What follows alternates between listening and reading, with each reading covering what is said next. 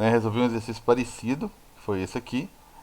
A diferença é que ele é um retângulo, é uma chapa. Aqui eu deixei um para vocês que é um círculo, né? Qual que é a área tal. Já deu o coeficiente linear do material. Então isso aí é com vocês, beleza? Aí eu tenho esse outro aqui que é sobre temperatura. Acho que é o único sobre temperatura. Depois eu volto para a questão de dilatação, tá certo? Um só de temperatura porque, na verdade, vocês já tiveram umas, já tiveram não, né? Estão lá, né? Duas atividades sobre temperatura, então estamos bons de exercício. E resolvi um bocado durante a explicação, então vamos lá, né? Além de painéis solares industrializados, eu estou falando que é temperatura, mas vamos ver com calma. Além de painéis solares industrializados, é muito simples construir um painel utilizando para isso materiais de baixo custo. Tem as formas mais variadas, né? Não tão eficientes, mas que já aquece bastante a água, né? Tem o aquecimento solar, que é uma coisa, e tem outra coisa que é a energia solar, né?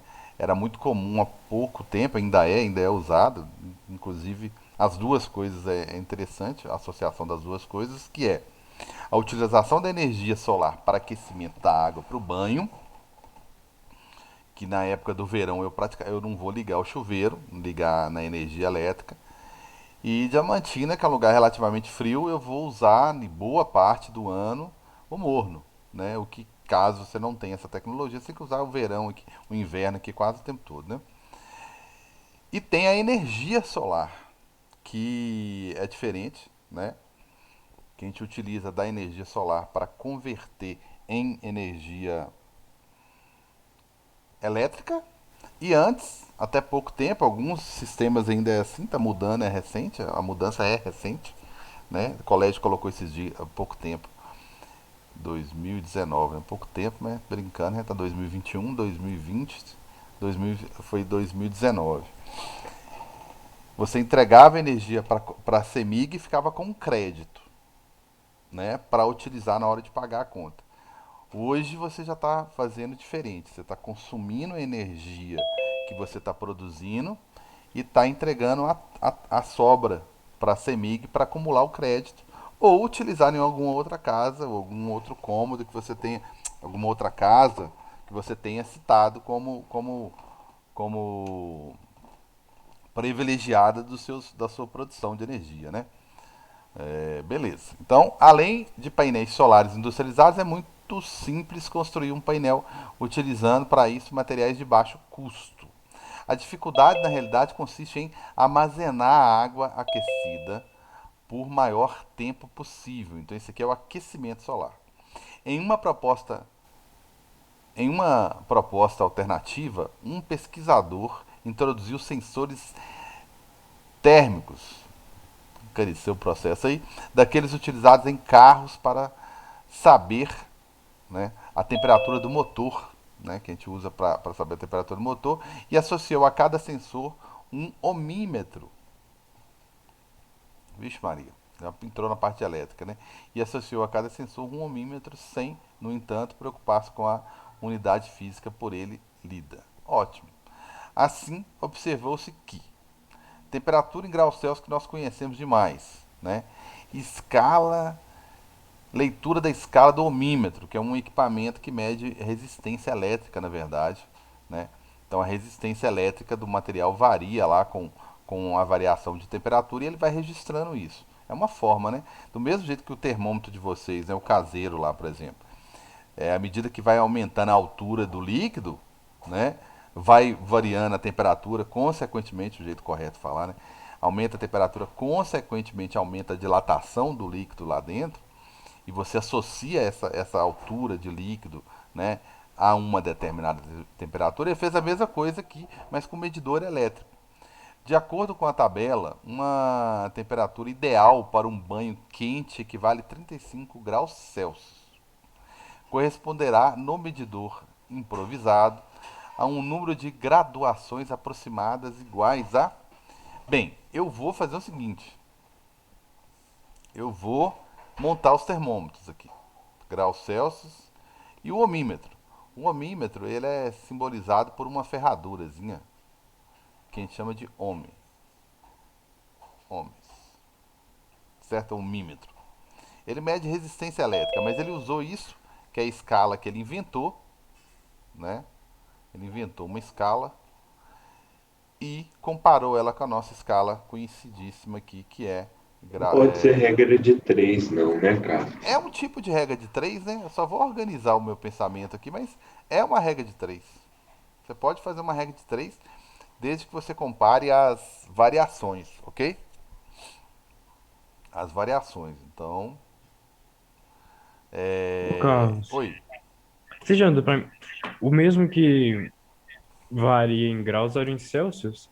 O mesmo que varia em graus era em Kelvin, Sim, a por mesma exemplo? variação, né? Que a outra, a escala em Kelvin, ela vai de 273, né? Kelvin, que seria o 0 graus Celsius, ponto de fusão, né?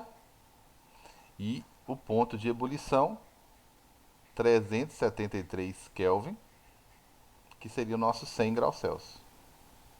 Então as variações são iguais, de 100, né? Em escalas diferentes, mas 100. O objetivo é colocar um zero absoluto num ponto que a gente não consiga atingi-lo, né? Para que de fato ele seja a temperatura a escala absoluta, né? Considerada como escala absoluta, beleza? E ele fez o seguinte, ele mediu 20 graus Celsius e ela correspondeu a 34 graus na escala lá que ele inventou, certo? E o 46, a gente só um minutinho aqui. Opa, voltando aqui. Então, não sei que horas que eu parei esse negócio. Recapitulando aqui, eu coloquei as escalas aqui que me perguntaram, né?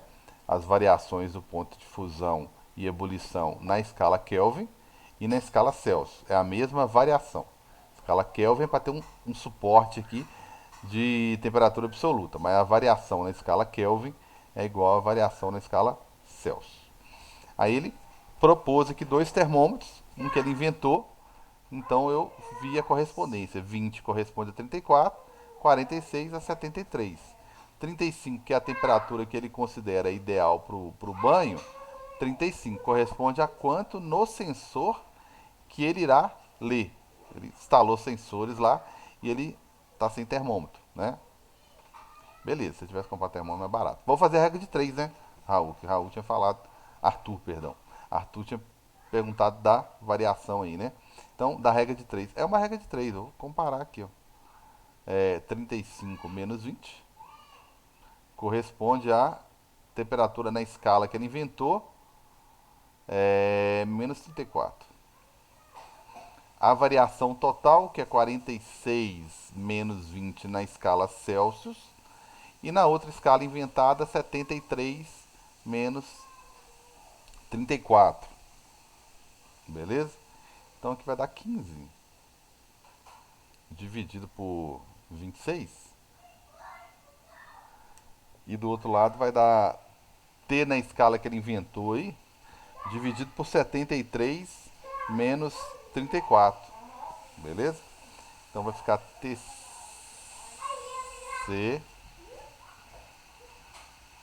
TC menos 34, tá? É 34, né?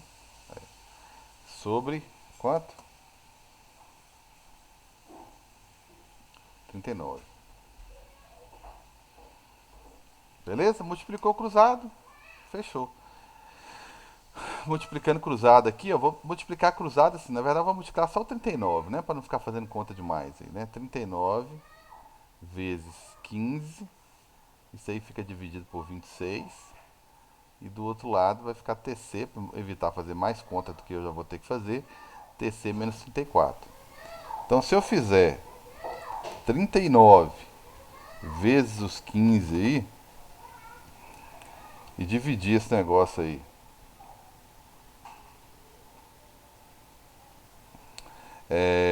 por quanto? Por 26, eu vou achar. Tem negócio do zoom aqui que fica me atrapalhando, vou ter que escrever aqui, ó. Eu vou achar 22,5, que é igual a TC menos 34. Aí para achar o TC, TC não, T0, né? Que é a escala que ele inventou lá, tá? Perdão aí. Escala que ele inventou lá. Aí ela vai ser o 22,5. Eu não fiz conta errada não, né? Eu fiz 39. 39 vezes 15. Depois eu fiz esse número aí dividido por 585 dividido por 26. Não, deu certo, 22,5 mais 34. Então essa temperatura na escala desconhecida aí vai ser quanto?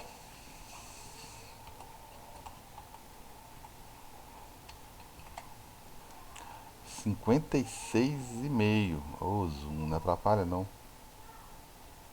56,5 graus desconhecido, tá? Graus desconhecidos aí. Aproximadamente, valor mais próximo aqui, 57. Dúvidas? Tudo tranquilo? Tudo beleza? Ô, Gravando, Carlos, quando eu gravando. fiz o regra de três simples mesmo, aí, tipo Sim. assim, deu 59,5. Aí eu teria que fazer com a outra temperatura para chegar exato, que aí eu fiquei entre marcar 57 ou 61. Aí Entendeu? depende como que você fez essa regra de 3. Porque aqui eu também fiz uma, né? Pegando essa variação, comparando com essa daqui, ó. Depois eu peguei a grandona e comparei com a grandona do outro lado, né? Eu fiz uma regra de 3 também. O que você não pode fazer é o seguinte: você pode fazer regra de 3 comparando variação de temperatura. Você não pode chegar aqui e fazer, por exemplo, ah não, 20 corresponde a 34, não sei o que, entendeu? Você não pode fazer isso. Com certeza o cara que elaborou a questão é perigoso ter até pensado nisso. Ah, Eu 20 fiz isso. corresponde a 34. Aí, e 35 então, vai corresponder a quanto? X. Porque isso aqui são pontos, né? Isso aqui é um ponto, né? Isso aqui é outro. Aqui, quando eu faço a comparação, é sempre o quê? Variação de uma escala com a outra. Variação eu posso comparar, né? Eu só não posso comparar ponto. Não posso falar que 20 corresponde a 34, então o 35 que ele está querendo vai corresponder a x. Isso eu não posso fazer, né? Provavelmente eu deve ter feito para ver se você marcava 61, porque você falou que achou 59,5, né? Então eu não posso nunca, nunca comparar ponto, que é o caso aqui, ó, ponto. Eu posso comparar variações de temperatura. Então eu preciso pelo menos dois pontos, né, como eu faço aqui, para conseguir concluir alguma coisa. Beleza? Tranquilos? Beleza, tranquilo. Então fechou aí. É o mais comum. Os erros que eu costumo perceber em prova é justamente isso aí. A pessoa monta o raciocínio todo bonitinho. Caberia ali uma regra de três, mas às vezes na hora de comparar a variação, compara ponta a ponta e erra. Beleza? Bem, agora volto eu para a teoria. Tá certo? Volto eu aí para a teoria de dilatação. E a primeira é essa daí, que é de Viçosa. Eu gosto muito dessas questões de Viçosa, FMG. Eu acho que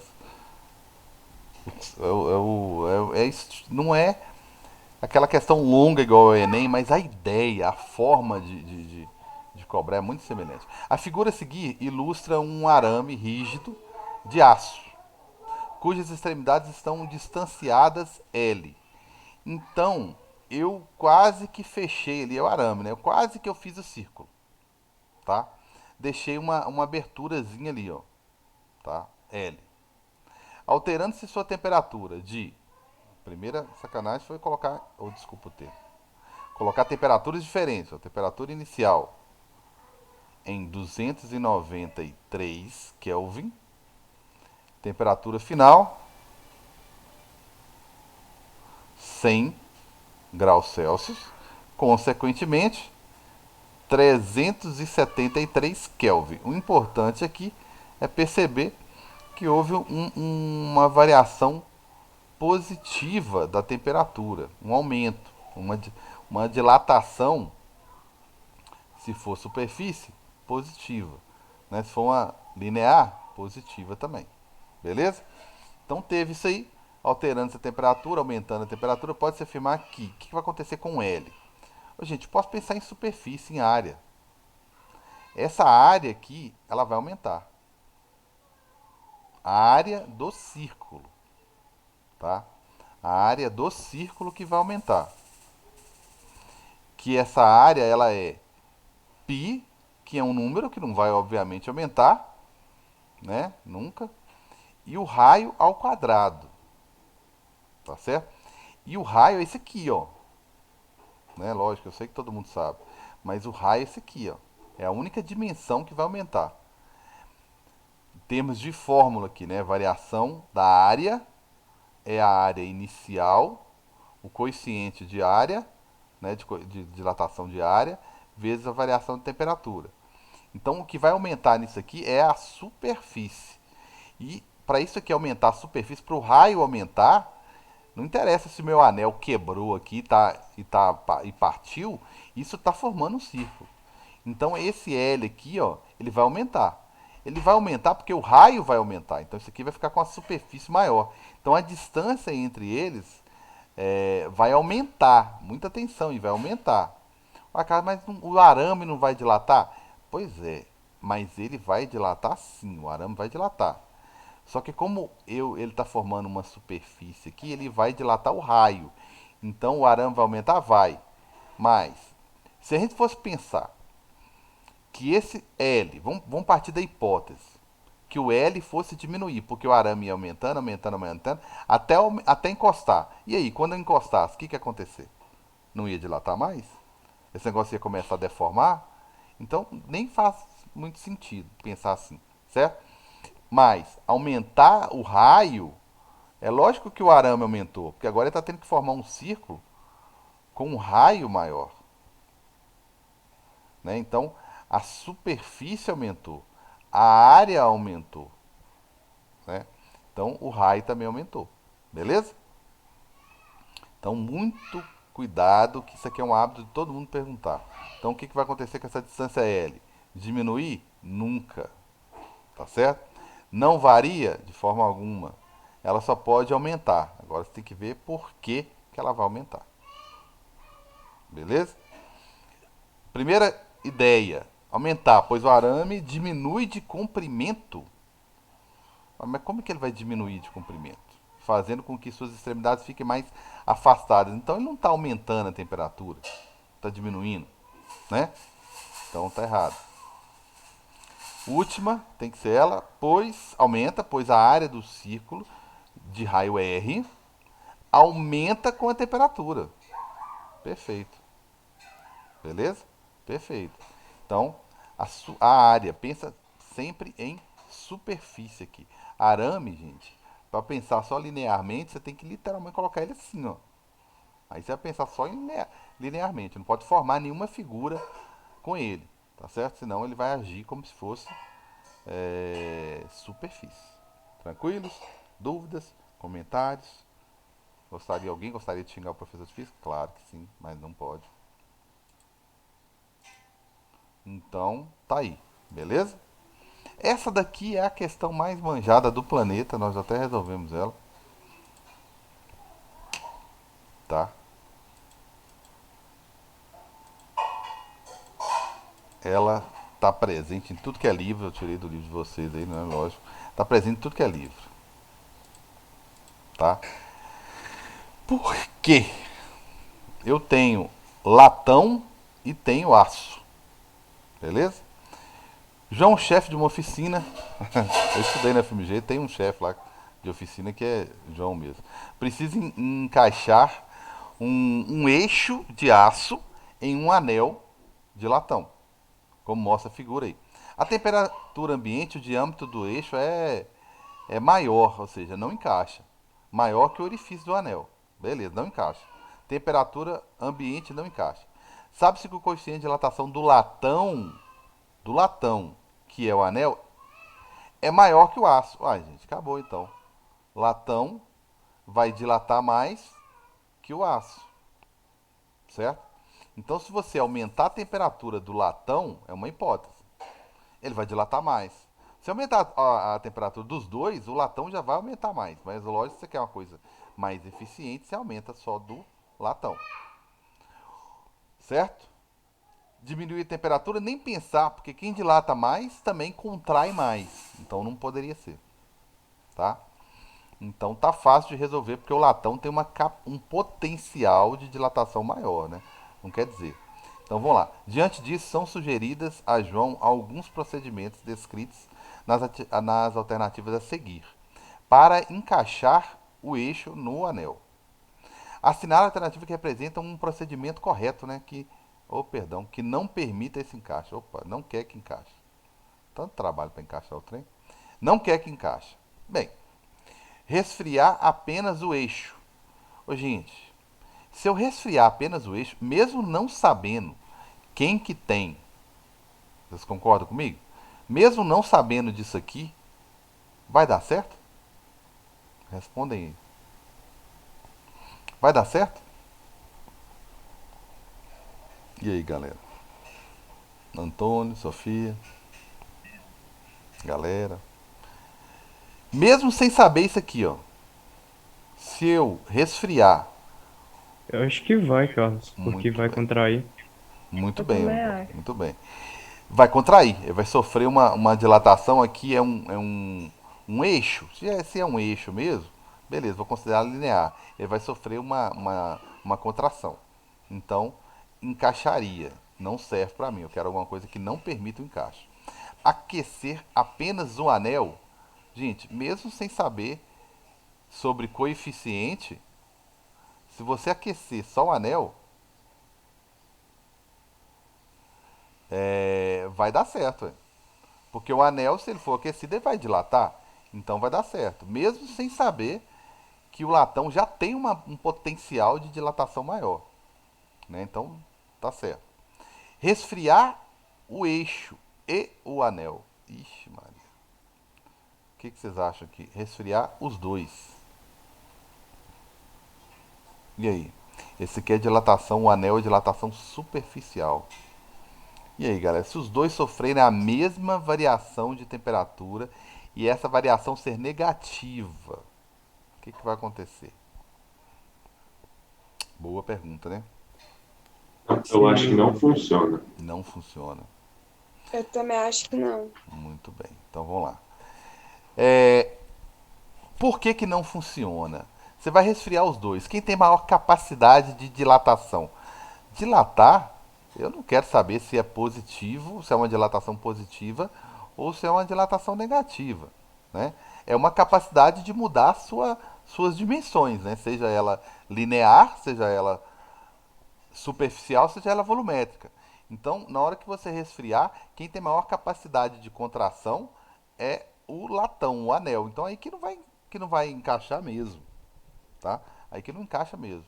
Então, essa aqui, resfriar os dois, não tem jeito.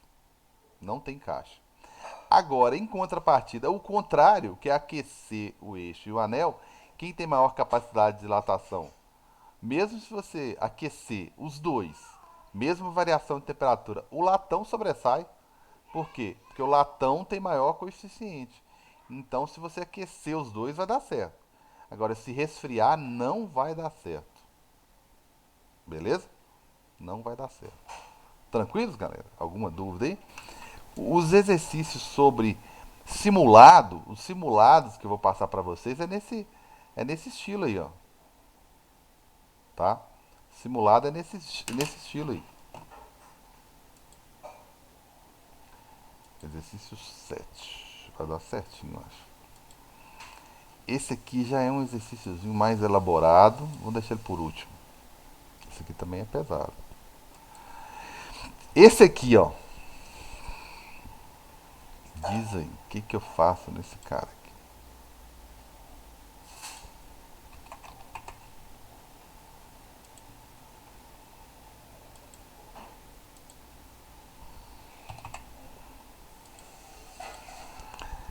Um incêndio ocorreu no lado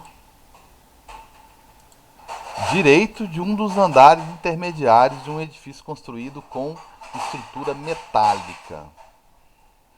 como ilustra a figura 1. Beleza, aconteceu aqui do lado direito. Em consequência do incêndio, que ficou restrito ao lado direito, o edifício sofreu uma deformação como ilustra a figura 2.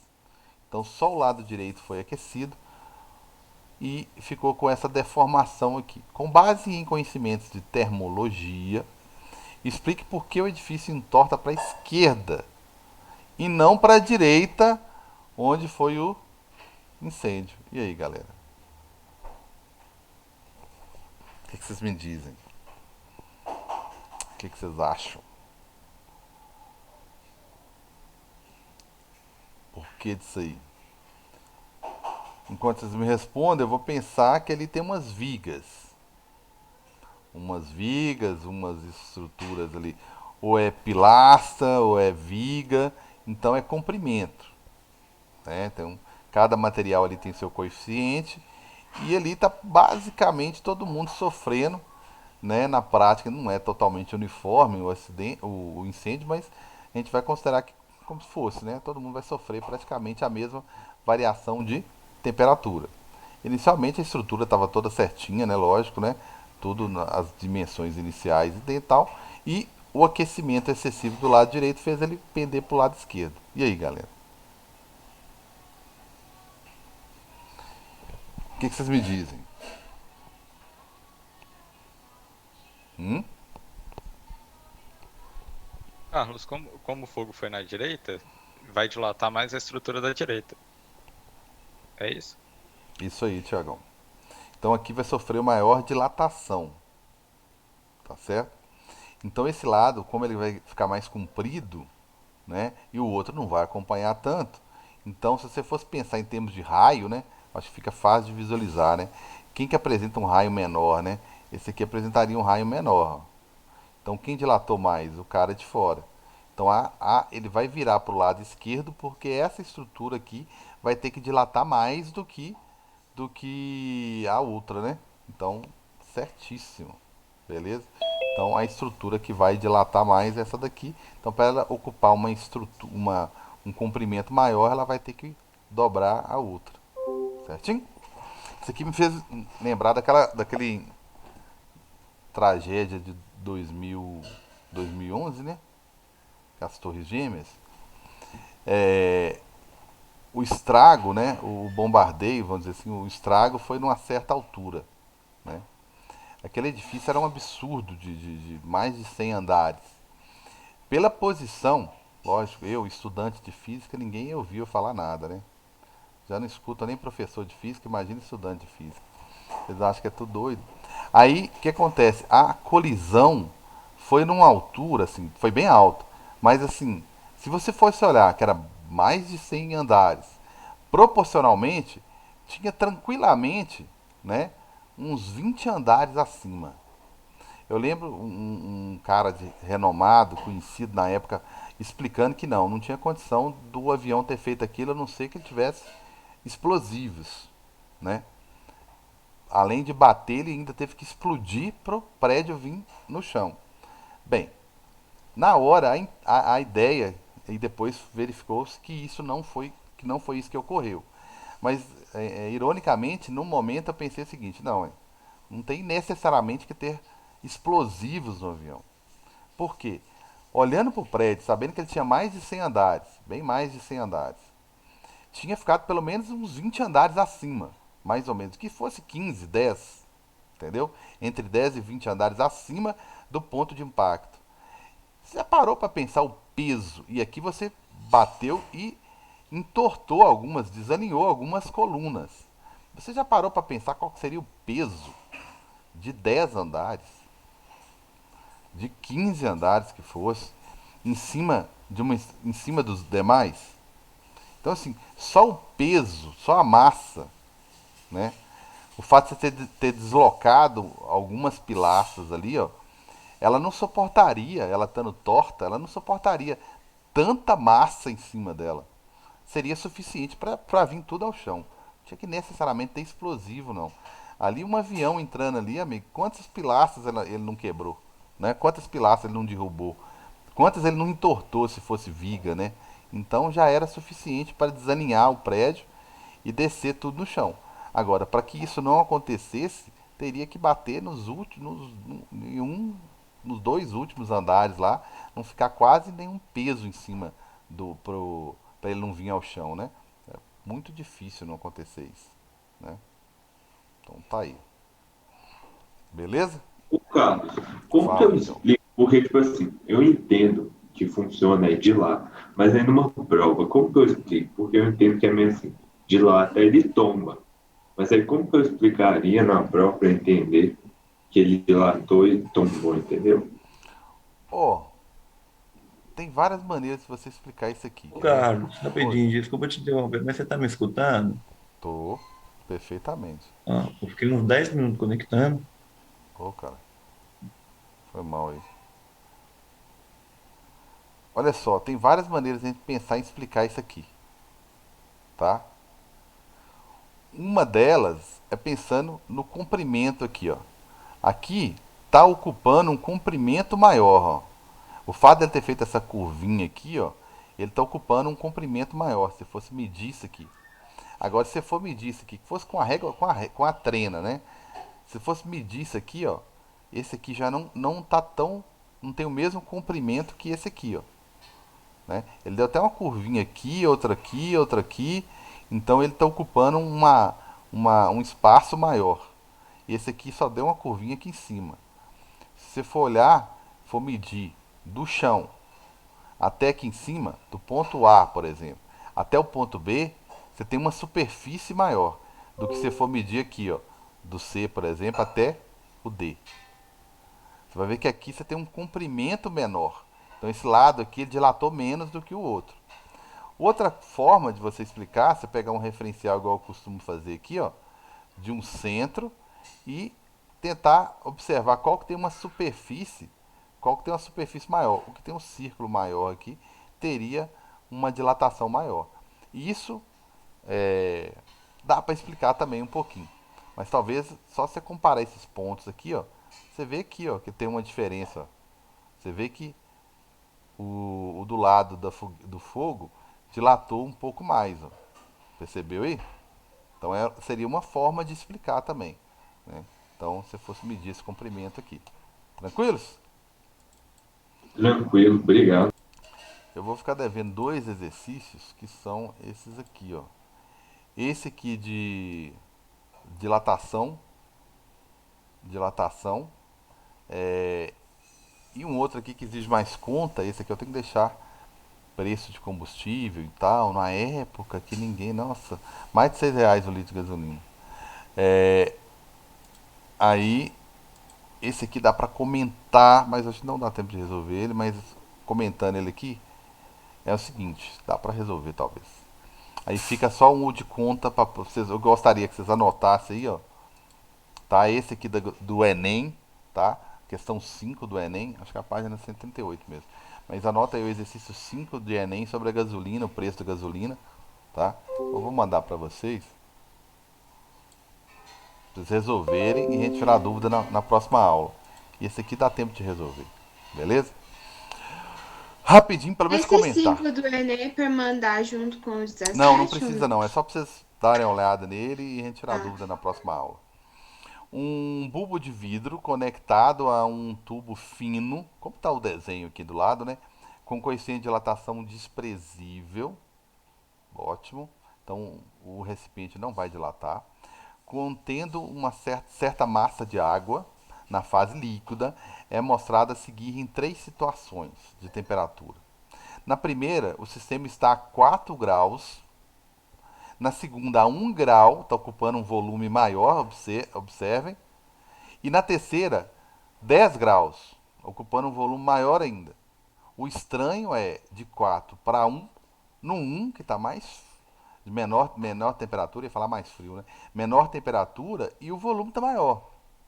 Do 4 para o 10 o volume está maior, ninguém estranha. O problema é do 4 para 1, que teve uma redução de temperatura e o volume aumentou. Então, conforme a figura, a água ocupa uma certa porção do tubo. Tal fenômeno é explicado como? Galera, isso é bom que dá para resolver numa boa aí, falta um minuto. Passou já, né? Letra A, rapidinho. Pelo aumento do volume da água de 0 a 4 graus, seguido da diminuição do volume a partir de 4 graus. A partir de 4 graus, o volume não diminui, não. A seguida da diminuição do volume a partir de 4, a de 4 para 10, 10 está ocupando mais, como é que ele diminuiu o volume? Então esse finalzinho aí está errado. Ó. B, pela diminuição da densidade da água de 0 a 4. De 0 a 4, o volume diminui. Né? Então a densidade aumenta, é o contrário. E a letra C, pelo aumento do volume da água a partir de 0. Não, ela aumenta, não é o volume aumenta de 4 para 0, tá vendo? De 4 para 1 já aumentou, de 4 para 0 aumenta mais. Pelo aumento da densidade da água de 0 a 4. De 0 a 4 o volume diminuiu, então a densidade aumentou, ótimo. Seguido da diminuição da densidade, ou seja, aumento do volume a partir de 4. A partir de 4 para 10 aumentou o volume. Tá? Leia com calma aí e vê se vocês concordam comigo nessa letra aqui. Ó. Leia com calma aí. E não esqueça que a densidade é massa sobre volume. Tá ok? Tranquilos? Não tomar mais o tempo de vocês, a gente resolve e discute com calma na próxima aula aí. Tranquilos?